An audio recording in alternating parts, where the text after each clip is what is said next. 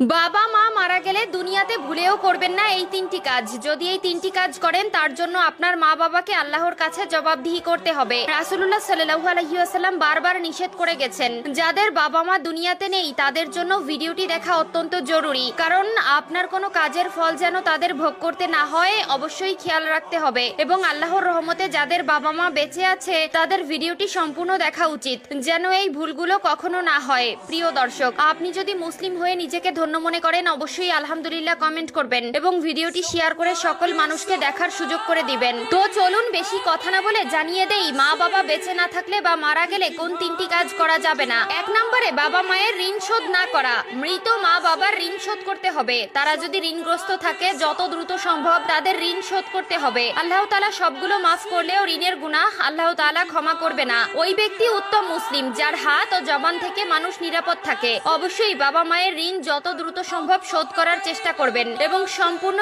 ঋণ শোধ করে দিবেন। 2 নম্বরে হাউমাউ করে কান্না করা যাবে না। বুখারী শরীফে এসেছে 1226 নম্বর হাদিসে বলা হয়েছে, তাহলে সে মৃত ব্যক্তির কবরে শাস্তি দেওয়া হবে। যদি আপনি হাউমাউ করে কান্না করেন, চিৎকার করে কান্না করেন, অনেকেই গড়াগড়ি করে কান্না করে, অনেকে নিজেকে নিজে আঘাত করে, পাগলের মতন আচরণ করে। খবরদার, এই ভুলগুলো করা যাবে না। আল্লাহ তাআলা আপনার আপনজন নিয়ে আপনাকে পরীক্ষা করবেন। অবশ্যই কষ্ট লাগে যে বাবা মা এত মায়া মহব্বত করে ভালোবাসা দিয়ে বড় করেছেন, সেই মা বাবাকে হারিয়ে ফেললে কষ্ট লাগারই কথা। তাদের জন্য অবশ্যই দোয়া করবেন, চোখের পানি ফেলবেন, কিন্তু হাউমাউ করে বিলাপ করে গড়াগড়ি করে চিৎকার করে কান্নাকাটি করা যাবে না। পবিত্র কোরআনে এই বিষয়ে সূরা বাকারার 53, 54, 55 নম্বর আয়াতে স্পষ্ট করে বলে দিয়েছেন, না জানার কারণে সংসার জীবনে আমরা এমন কিছু ভুল করি যার জবাবদিহিতা আমাদের বাবা মায়ের করতে হয়। তারা দুনিয়ায় বেঁচে থাকতে যেমন আমাদের তাদের উপর দায়িত্ব রয়েছে, ঠিক তেমনি তারা মারা গেলেও আমাদের দায়িত্ব রয়েছে। অবশ্যই তিনটি বিষয় সকলে জেনে নেবেন এবং কোনোদিন এই তিনটি ভুল করবেন না। 3 নম্বরে যে কাজটি করা যাবে না সেটি হলো জানাজার জন্য দেরি করা যাবে না।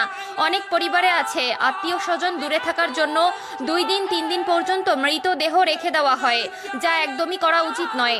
যত দ্রুত সম্ভব দাফন করে দিতে হবে। অনেক সময় ছেলে মেয়ে দূরে থাকার জন্য অনেক মা বাবার দেহ 2 থেকে 3 দিন পর্যন্ত রেখে দেওয়া হয়, যেটা ইসলামের বিধানে একদম অযৌক্তিক। হয়তো মানুষ শেষ দেখার জন্য এই কাজটি করে থাকে, কিন্তু আসলে এটা করা উচিত নয়। ইসলামের বিধান অনুযায়ী মৃত ব্যক্তির জন্য দ্রুত জানাজা ও দাফন কাফনের ব্যবস্থা করা। আপনাদের আরেকটি বিষয় জানিয়ে দেই, এই বিষয়টি হলো অনেক বেশি গুরুত্বপূর্ণ। বাবা মা অথবা আত্মীয় স্বজন মারা যাওয়ার আগে যদি কোনো ওসিয়ত করে যায় সেটা অবশ্যই করতে হবে। যদি কেউ নেক কোনো ওসিয়ত করে যায় সেটা অপূর্ণ রাখা যাবে না। অনেকেই ওসিয়ত করে যায়, আমি মারা যাওয়ার পরে আমার অমুক সম্পত্তি মাদ্রাসায় মসজিদে দান করে দিবে, বা এমন কোনো জায়গায় দান করতে হবে, বা অন্যকে দিতে হবে। এই ধরনের ওসিয়ত করলে সেটি গুরুত্বপূর্ণ সহকারে অবশ্যই পূর্ণ করতে হবে। মৃত ব্যক্তির করে যাওয়া ওসিয়ত অপূর্ণ রাখা যাবে না।